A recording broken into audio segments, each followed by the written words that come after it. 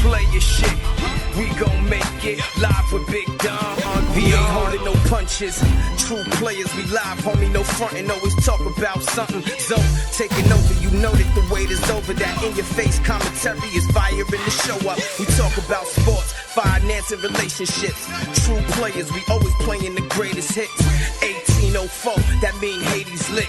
Mothers still the true players like baby kicks. Our live podcast is hard as hard hats. Real life shit, that true players will talk that. So tune in and watch the whole world zoom in. When they hit it, What's good, everybody? It's your man Big Dom coming live at another True Players podcast episode on this Monday, August 31st. Boy, but did I wake up to some news this morning in regards to the passing of the great Big John Thompson, head coach of the Georgetown Hoyas. Again, this is like a shock to me, like Chadwick Boseman was a shock to me yesterday. I tell you, 2020 is such a messed up year, fucked up year for a lot of people. And we just hope we can just close the chapter of 2020 as soon as possible and move on to 2021, where we can have a fresh start, a better start, and a better year than we had so far this year. John Thompson is someone who I admired from afar. When I was a young kid, I used to watch him coach against St. John's. And I was always rooting against him when he played St. John's, but always rooting for him when he was not playing St. John's. Like I said, a well-respected head coach. He coached Hall of Famers such as Patrick Ewing, Dikembe Mutombo, Alonzo Mourning, Allen Iverson. He also coached Sleepy Floyd, Reggie Williams, David Wingate. He was the first black head coach in collegiate basketball to win a national championship. 90% of his students, 90% of his students as players end up staying 4 years and obtaining a degree. He was always about, not just about basketball, he was all about education. Now, just watching Stephen A. and Michael Wilbon speak so eloquently about a man that they admired and respected and been friends with up until his untimely passing this morning. He leaves behind two sons, John Thompson III and Ronald Thompson, and his daughter Tiffany. I want to send a heartfelt condolences out to the Thompson family. I know what it's like to lose a parent. I lost both my parents, so I know what it's like to go through that, and just send prayers your way. God bless you guys. And now, as we enter, the sports world, the Mets, was out for a few days because two COVID play. Well, actually, one player came out with COVID, and the staff member came out with COVID. And they came back and played this week. They played against the Marlins. A lot of dubious decision making as far as the general management is concerned. I didn't understand why Jacob deGrom didn't start the first game out. I understand what he said about in regards to, he didn't have any bullpen sessions and he didn't feel comfortable going out there. But, I understand, Jake, but I'm going to have to come for you for this one. You're the man, the staff. You got to take that ball. Take that ball, brother. We'll figure it out. But we want you to pitch twice, once against Marlins and once against the Yankees. We only got an opportunity to see you pitch against the Marlins, in which the bullpen blew a lead that you left for them to close out, as always. That seemed to be a never-ending problem with the New York Mets. The blowing leads with the bullpen. It happened this weekend. Again, this doubleheader I watched yesterday was disgusting. Errors on the field by players. Players couldn't catch the ball and hold on to the ball while making the tag. Jimenez costs the game. But still, though, when you're a closer, like Edwin Diaz is supposed to be, your job is to close the game no matter what type of situation that you encounter. You came to the game with a 7-4 lead, and you throw a wild pitch to make it 7-5, and then Aaron Hicks ties the game up with a 2-run home run. Come on. You got to close that game out. This is the problem. This is the very glaring problem when you call with analytics for baseball. Analytics is ruining baseball, and because it takes away the element of gut. All sports, whether it's basketball, baseball, football, the only way you could actually manage to win a game is to go by your gut or what you feel of the game. Numbers can't tell you that because numbers don't dictate what's going to happen. What happens on the field dictates what happens on the field. And as a manager, if I was a general manager, I want my manager to manage the game. My job is to provide with the players that I feel is good enough to put out a playoff or championship team, and his job is to manage. I gotta trust his instincts as a manager to manage the players that I provide him with. And that's the problem with today's baseball. You got general managers writing the lineup in the office upstairs in the booth, owner's booth and shit, and then tell the manager what to do during the game. You get a phone call during the fucking game saying, "Oh, you take this guy out because he passed a certain level of pitches," even though the amount of pitches he threw was not stressful at all. The Mets let go 2 games yesterday. They blew a 5-run lead in the bottom of the 7th inning to lose that game. And in game 2, they fought back. Seth Lugo pitched, I believe, like three or 4 innings, which I don't understand why. If you're gonna put him in the starting lineup, starting rotation, let him pitch as a starting pitcher. Let him go at least 4 or 5 innings at least. Give up a run on a home run, but he pitched very well. Only, we take the lead and then end up losing it in extra innings again. Gary Sanchez hits a game-winning grand slam home run. Mets fans, it's getting late for us. This is a 60-game regular season.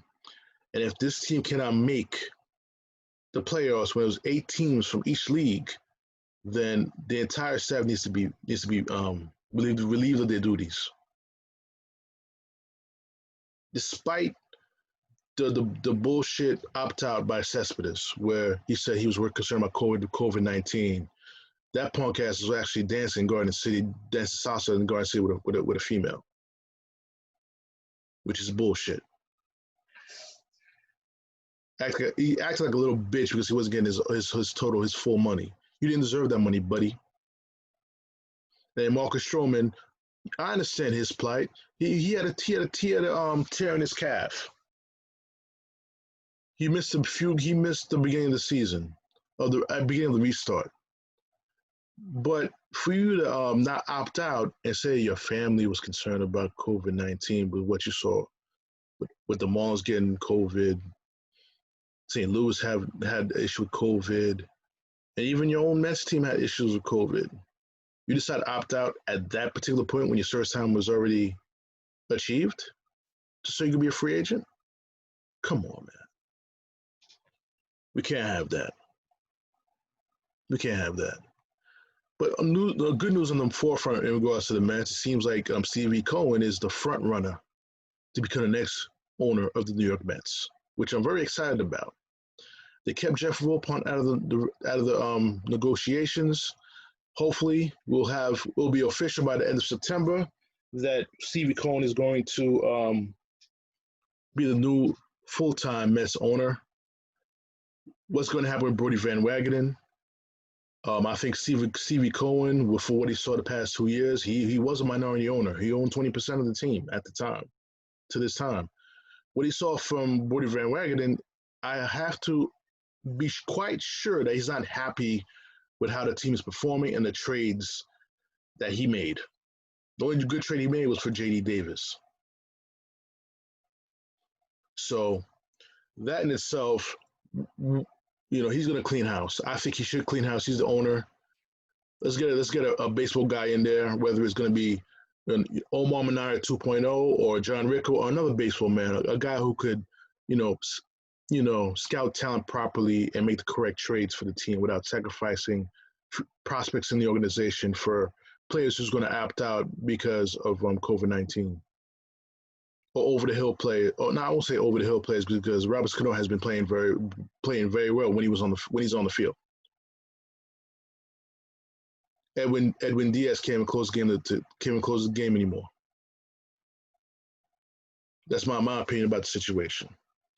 And now, due to the fact that this team did not resign Noah Syndergaard last year, extending his contract, and you didn't sign Zach Wheeler, did I believe he was worth $118 million for 5 years? At the time, I didn't believe so. But what I've seen from Zach Wheeler this year on the peripheral level, when he's mentioned with Philadelphia, damn, I was wrong. Especially with the state with our pitching staff right now. Porcello is pitching better now. Walker's on the injured list, which seems to be his thing and his theme of his career. He's always going to be on the injured list every year. Peterson is pitching decently, a young guy.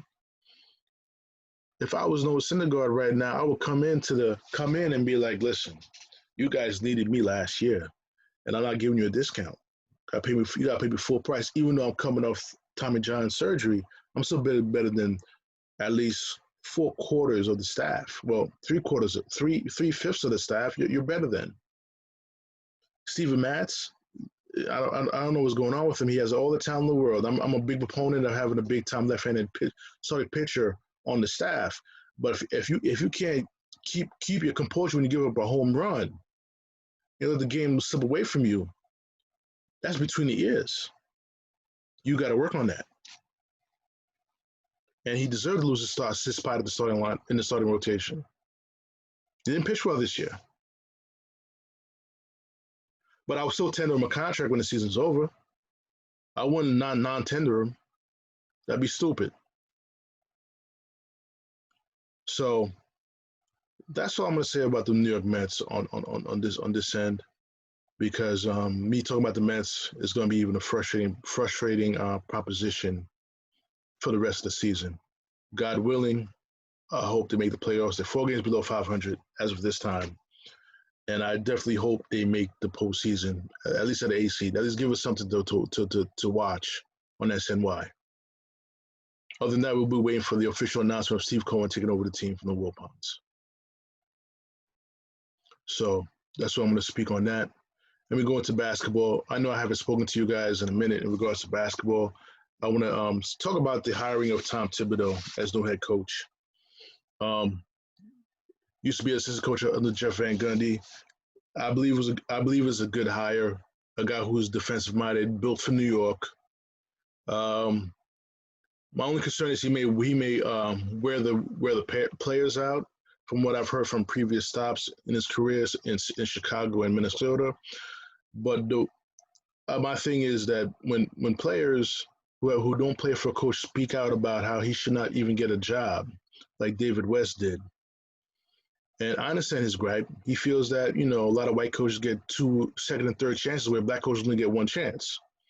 I understand that, and I'm in agreement with that. However, you can't talk about how he is as a coach as far as running down players or players don't like playing for him if you haven't played for him yourself.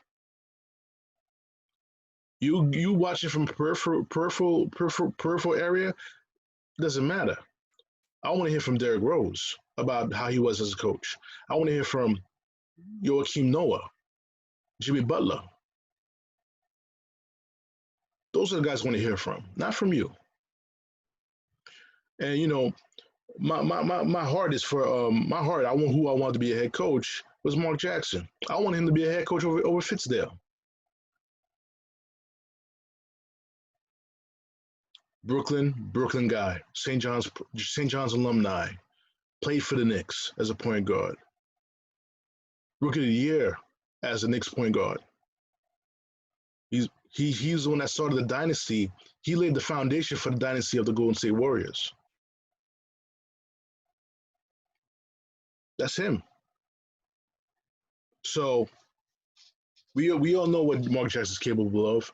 I do believe he's going to be a head coach in the NBA once the owners get over his way, get over the way he does business. But you can't knock the fact that he's all about winning and providing a hard-working team on the floor every night, like he did in Golden State. You can't knock that.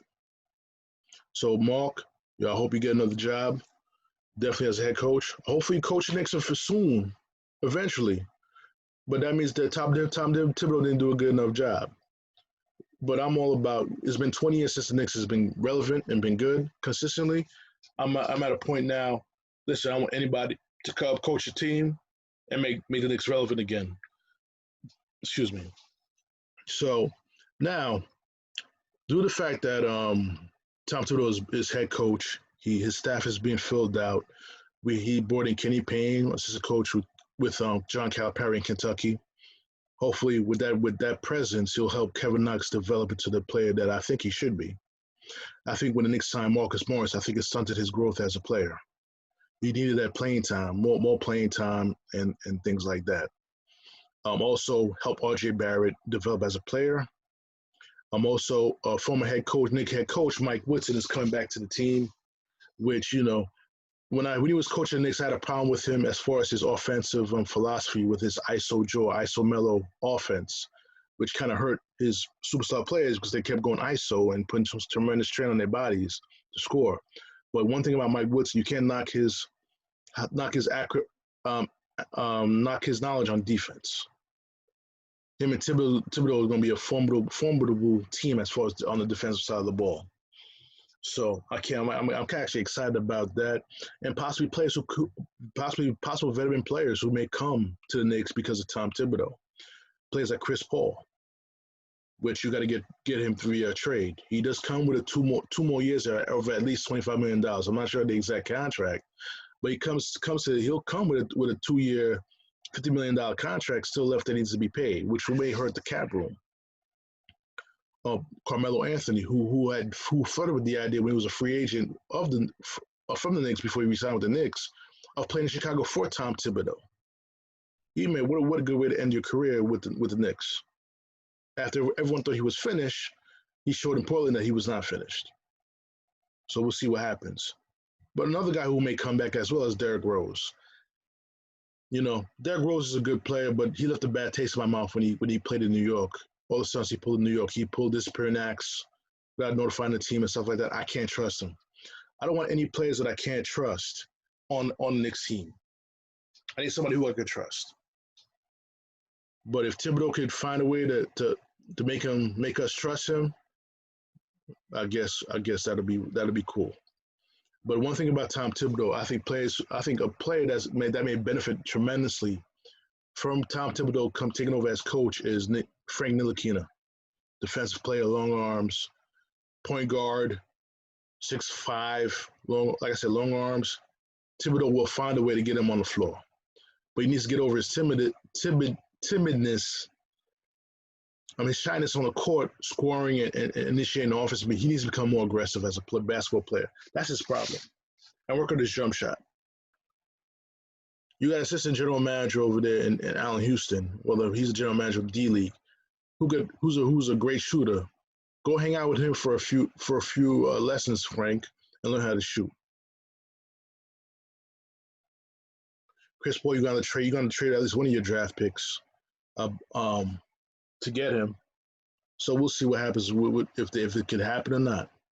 For all you Knicks fans who are sick, who are like, oh, see, we should never trade KP. One thing about KP is he did not want to be on this team. I'm a proponent that if a player doesn't want to be on your team and you force him to stay, you're not going to get the maximum effort needed from him to compete. So in essence, I still back up the trade of Kristaps Porzingis, even though you didn't get Durant, you didn't get Irving.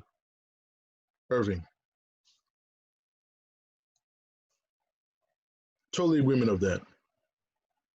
But briefly with the NBA playoffs, Lakers took care of Blazers. The Clippers took care of the Mavs. Jazz and Nuggets going to Game 7.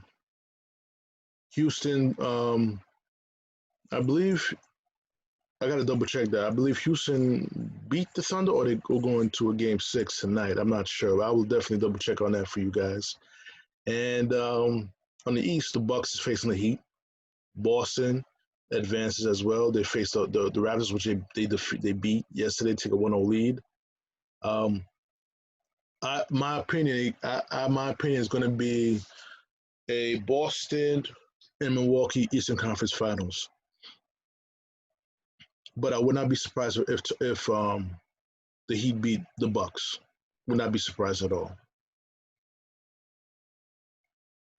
like I said, we got to see how the games go. Now, I'm going to talk about the draft lottery because this is very close to my heart because I watched the Knicks tank for 2-3 seasons in a row, only to get the third pick, the fourth pick, and now they get the eighth pick this year. This hurts my heart. The team would purposely try to tank, still couldn't get the first draft pick. They're going to be picking 8 this year in this year's draft, and I have a solution for that. Even though it's not the final solution, it's just a brainstorm that I thought that came to my head that I felt that the NBA should take a look at, which is a playoff format in a bubble city after the season's over, whether it's during the playoffs or after the playoffs. I think it should be done during the playoffs, but in a neutral site, the teams will compete for the number one pick. Whoever wins that tournament gets the number one pick, and everyone gets their picks according to record after that. I'm gonna show you guys a brief little summary that I drew up with. Give me 1 second.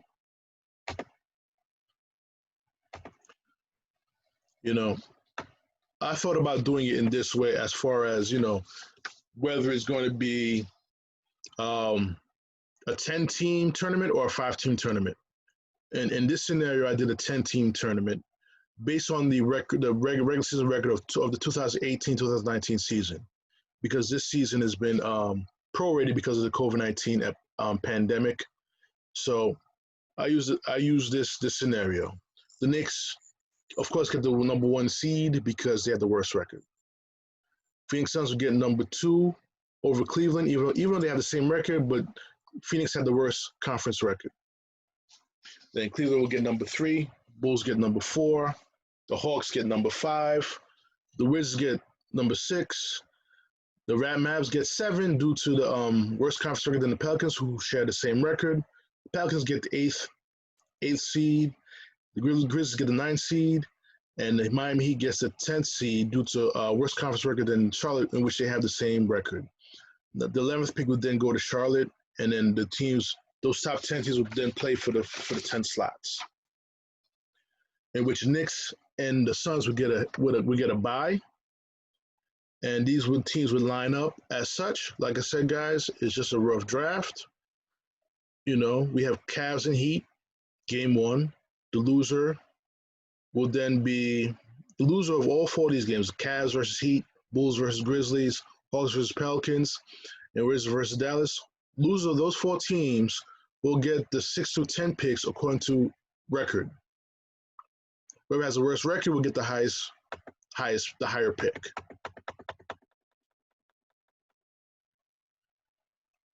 And from there, actually, the Knicks and Suns will get two buys. The first and second round, they'll get buys through both rounds. And we have a scenario here. And we actually get to the third round, if you guys can see that. Now, the loser, like us, we get to the third round, Knicks play the winner of the Cavs. For example, I have an example here. The Knicks. Hold on. We get to the second round. Let's just say that the Cavs beat the Heat and the Wizards beat the Mavs in the third round. I'm sorry, the Cavs Wizards will be playing the second round. The winner of that will play the Knicks. Okay? And the winner of the Grizzly Hawks, let's say that the Grizzlies beat the Bulls in the second round and the Hawks. The Grizzlies beat the Hawks in the first round, and the Grizzlies beat the Bulls in the first round, and the Hawks beat the Pelicans in the first round. The second round matchup would be Cavs versus Wizards, and then Grizzlies versus Hawks.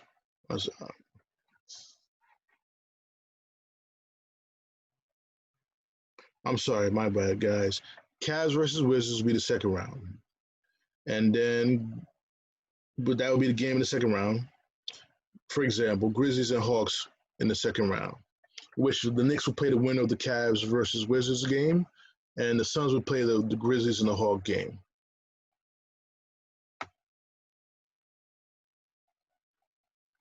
Now, let's say the Knicks in the fourth round play the Wizards and the Suns play the Hawks. The loser of those two games would then get the fourth and fifth pick according to record. So the worst record would get the higher pick in that scenario.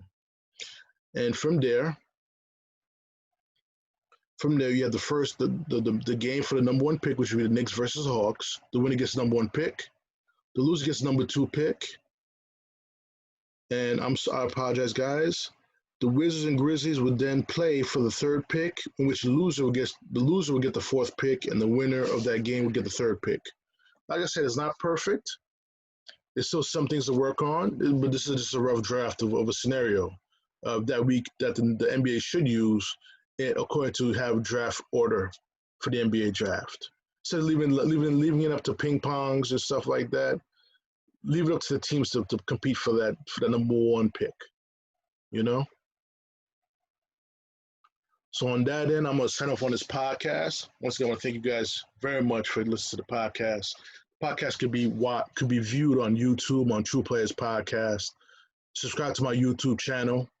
You can see the video version of this podcast on YouTube, as well as on my Facebook page, which is www.facebook.com/TruePlayersDom. Also could be viewed on that. And for all your audio pleasures as well, this podcast could be heard on Joey G Radio, Anchor, Spreaker, iHeartRadio, TuneIn Radio, Spotify, SoundCloud, iHeartRadio, Google Podcast, Apple Podcast. Any comments or complaints, you can comment on my YouTube page. You can send me an email on trueplayerspodcast@gmail.com. Once again, True Players is spelled TRUPLAYZ@gmail.com. Don't forget to put the podcast after that. TruePlayersPodcast@gmail.com. Once again, it's your man Big Dom. I'm going to sign off on this podcast. More episodes come soon. I'll holler at you guys soon, all right? Peace.